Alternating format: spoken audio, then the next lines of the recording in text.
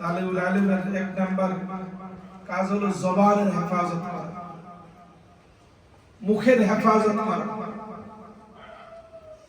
দুই নাম্বার তালিবুল ইলমের কাজ হলো কম খাওয়া। তিন নাম্বার কাজ হলো কম ঘুমানো। চার নাম্বার কাজ হলো কম মানুষের সাথে উঠা বসা। তাহলে কয়টা হলো? কথা বলো, কয়টা হলো? চারটা। এখন তুমি এই চারটা তোমার মুজাহাদা।